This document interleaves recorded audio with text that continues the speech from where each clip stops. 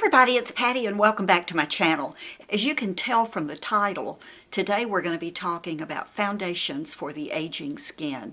I did a video on this back when I first started my YouTube channel, and it was one of my most popular, most viewed videos ever. It's still being viewed today quite a bit. So I thought I would do a little bit of an update on it. And if you're interested in that and what I'm using now in the way of foundations, stay tuned.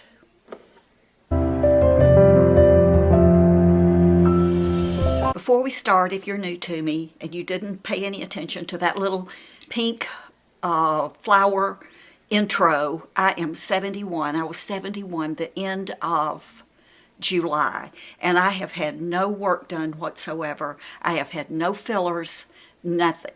Many years ago, because of a deviated septum, I had my nose done, but it really didn't change the shape of my nose. But I've had no Restylane, no Botox, no Juvederm, nothing.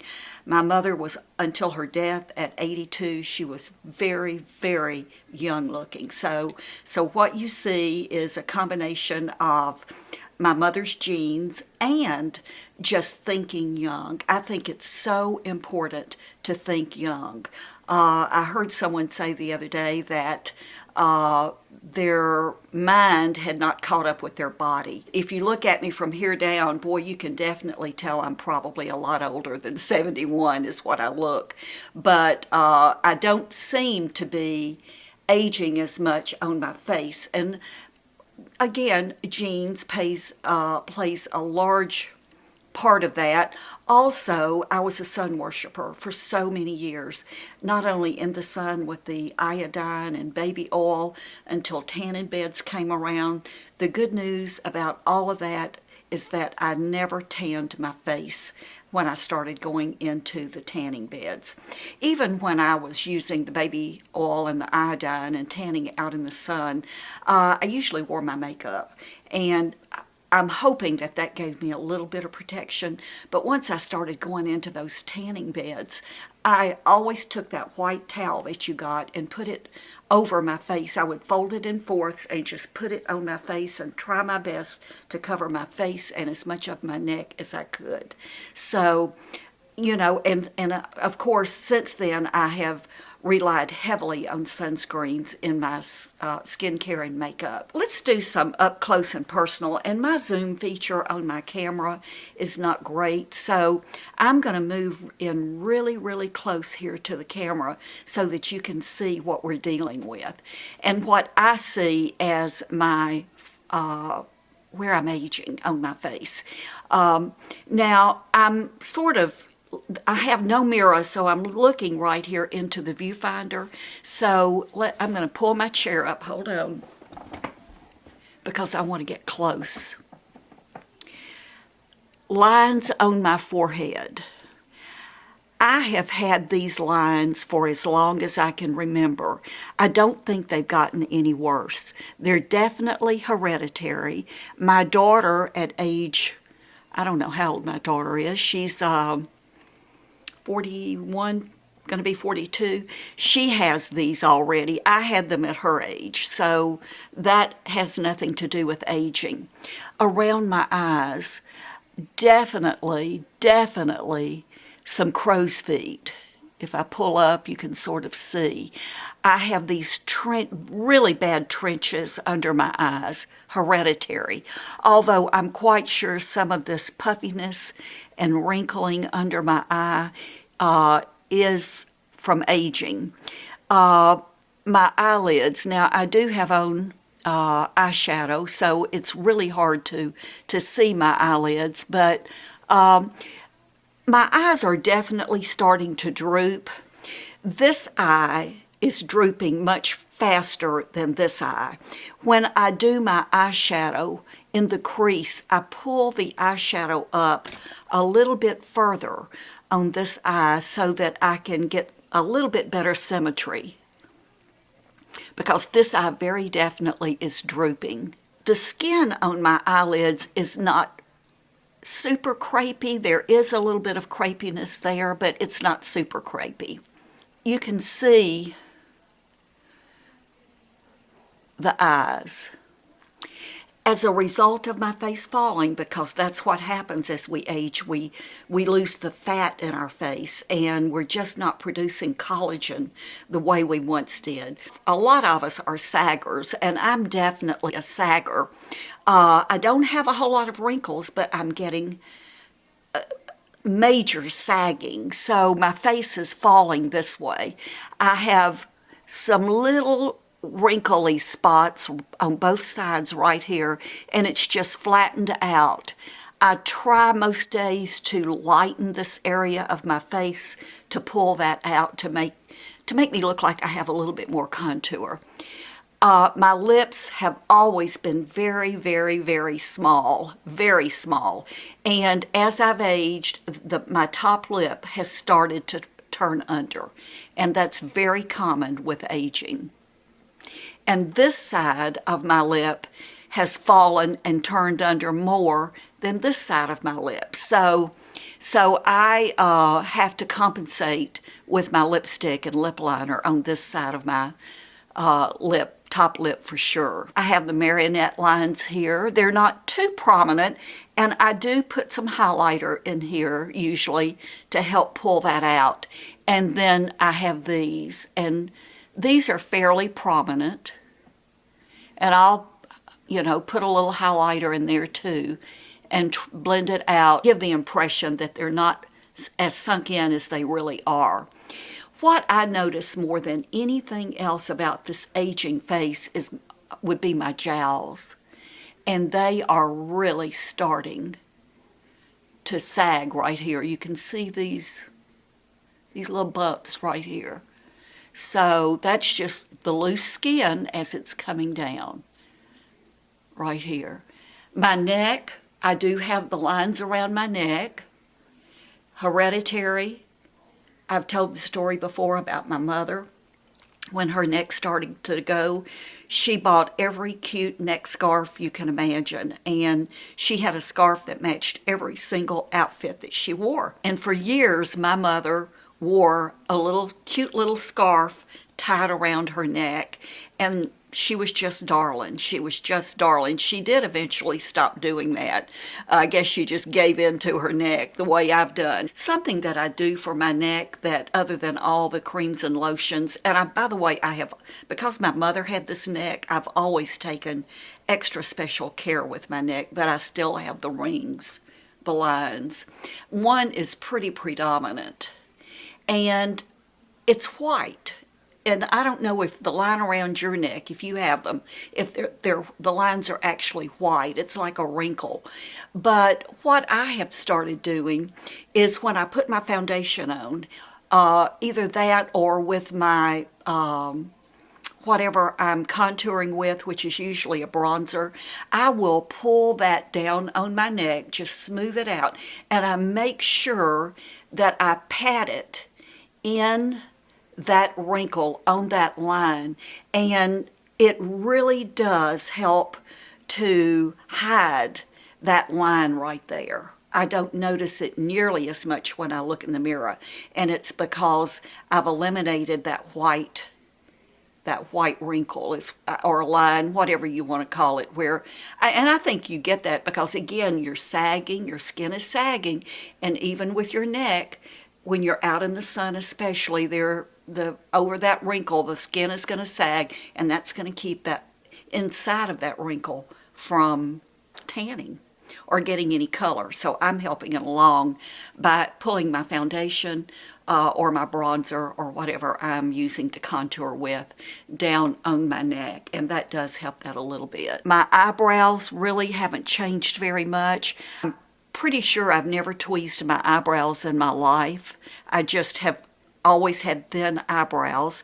I have brows from the arch coming out, but they're blonde. So I have to fill those in. You can't see them if I put nothing on them. So that's my face.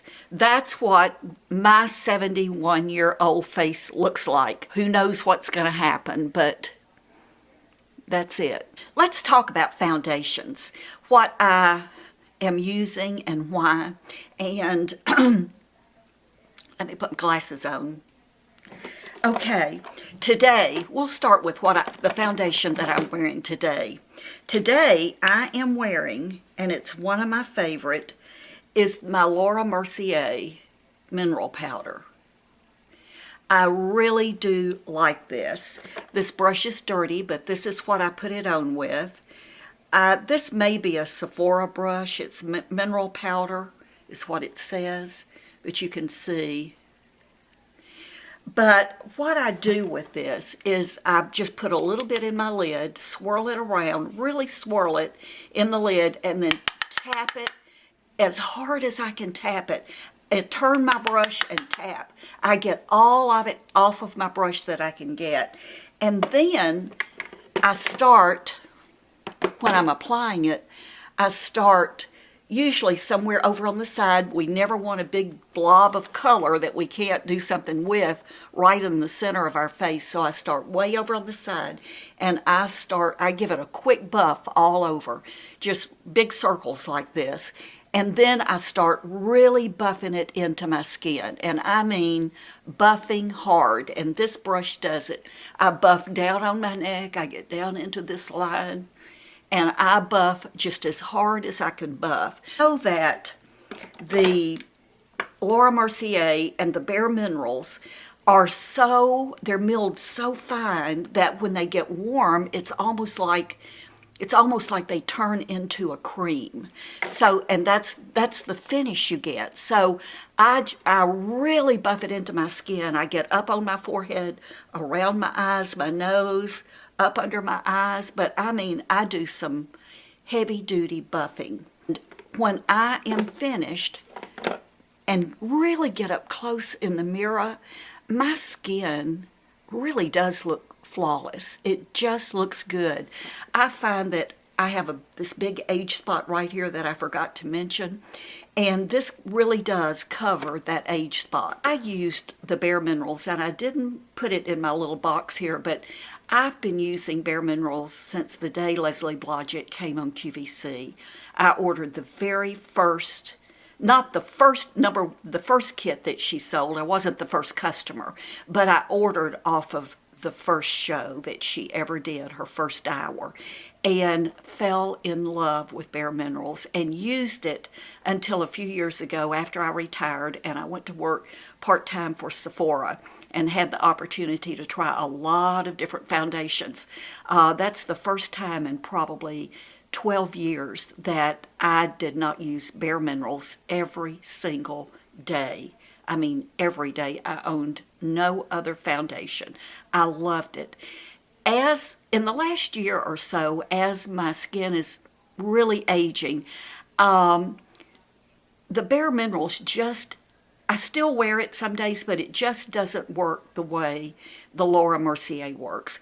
When I wear Bare Minerals, I still put mineral veil on or usually something on top of it. But with the Mercier, I don't have to use anything but this when I'm using minerals. But I think the key to this is to buff it just as hard as you can buff it. And it gets in and it doesn't really collect in the lines and wrinkles, certainly not any more than anything else I use. This probably is my favorite go-to foundation. Let's talk for a minute about liquid foundations because you've seen, in fact, I think I reviewed this in that first video. It was just a different application. But this is the Loreal Visible Lift Foundation. And this is in my empties right now because I have there is some still left in there, but it's not coming out with the pump. So I have replaced this. Haven't opened it yet, but I have replaced this. When I first started using this foundation, it had a brush on the top, and I loved it. I absolutely loved that brush because I was the only person who could use it. Or who did use it. I kept the top on it when I wasn't using it to keep it as sanitary as I could, but I just loved the application with that brush. L'Oreal discontinued it. I'm convinced this is the very same foundation though, just in a pump. And I can't tell you how many of these I've been through. I really do like this foundation. Months ago, Revlon came out with a foundation very similar to it, and I don't know the exact name. It's the Age-Defying Firming and Lifting Makeup, and this has an SPF of 15. There it is. And you really can't tell it. Well, you can sort of see there's nothing here, but this is pretty empty too. It's maybe about that far, and I have replaced this. I have a backup of this one. I love this. I really do love it. To be perfectly honest with you, I can't tell a difference. I absolutely cannot tell a difference in these. The colors are spot on identical. The application is identical. This has the pump, is identical. The look, the finish is identical. These, I would say, are medium coverage, and you could make it heavier, but I put one application of it, and all I do is I squeeze that out on my hand right here, and then I will use a makeup brush, usually a foundation brush, to apply it. But I love this. I love this. I love both of these equally. That's why you can see they both have about the same amounts left in them, and I've repurchased both of them. Drugstore, you can use a high-end. I don't think you can beat. Even with a high-end foundation, I don't think you can beat either one of these. I love them. Speaking of high-end, and I think I probably showed this in that first foundation video too, but this is the Este Lauder Resilience Lift Extreme Radiant Lifting Makeup with an SPF of 15. I have about this much left here in this one. I do not like this foundation. I probably need to get rid of this, because since I started using these, in the beginning I would use this occasionally, but I can't tell a difference in these and this one. And so I can't tell you the last time I used this foundation. It's probably spoiled, I would imagine, and I need to get rid of it. I want to say I paid maybe between $35 and $40 for this. I would never repurchase this. I've watched many of you review and love the very high-end foundations, and I just, in a million years, I just couldn't be convinced that either one of them would be any better than either one of the two of these for my skin. Let's talk one more liquid foundation. I purchased this while we were in Florida this summer. It's the e.l.f. Flawless Finish Foundation, oil-free with an SPF of 15. And I really do like this. Maybe you can see I'm down to about right there. I use this, and I really do like it. I don't like it as well as the Revlon and the Loreal, but I do like this. If I were on a desert island with only one foundation and this was it, I would be as happy as I could be. But I just really, most of the time, go to my Loreal or the Revlon if I'm wearing a liquid foundation. That's it in my box. Those are my foundations. Those are the ones that I have found that really work for me. My 71-year-old skin, I'm pleased. I wish I didn't have all of this. I wish. You know what? No, I don't. No, I don't wish it. I will take my skin for 71. I'll take it. I'm not ready. Don't know if I would ever be ready to have anything done to my face. I'm not saying that I won't, but I don't know that I would. I think as I age, that's the one thing that I'm becoming more and more comfortable with, is just to be happy with what I have, to be happy with the way I look, to be happy with these wrinkles. They show I've lived, And I've lived, trust me, I've had a good life, a real good life. It hasn't always been easy. There have been times when it was pretty stressful. There have been a lot of things I didn't like, a lot of situations I wanted to go away, but I survived it. I survived it. I just remind myself that not everyone gets to be 71. So I'm just happy to be alive. Back to foundations. Here's what I would say to you is try, if you live close to a Sephora especially, Sephora loves to sample. So go to Sephora, get you some samples, then go to your drugstore, your Walmart, and get you some comparable items in some of the other lines, the L'Oreals and the Revlons, and there's even a CoverGirl that I'm going to try. It's the new, I don't know the exact name of it, but it's in a pot.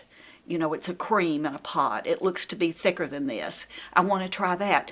Try some drugstore products. See what you think about them. Wear them for a day. Save your receipt. I always say this, save your receipts so that if something doesn't work for you, you can return it. They don't care if you return it. Trust me, I return things all the time. I work too hard for my money to buy products that don't work for me and then just keep them or give them away or throw them away. I work too hard for it. So if a product doesn't do what they say it's going to do, then I'm going to take it back and get my money back so that I can try something else. So, go to, as I said, go to Sephora, go to some of these other places where you can sample, the department stores where you can sample the high-end products, take them home, use them. My favorite thing to do, one side of my face with what I normally use, the other side of my face with what I'm trying out. Wear it for 2 or 3 days, see how it looks, compare the way they look, compare the way they apply. Hey, does your husband or your children or your co-workers, do they say, hey, what'd you do to this side of your face? This side of your face looks different than this side. Or why does this side of your face look better? If someone tells you that, whether it's a foundation, makeup product, skincare product, then listen, go buy it. You have a winner. I hope you enjoy your day. Have fun. It's a beautiful day where I am. Thank you so much for subscribing. You know how much I appreciate you. If you haven't subscribed yet, I sure hope you will. Have a great day. Love you guys. Bye.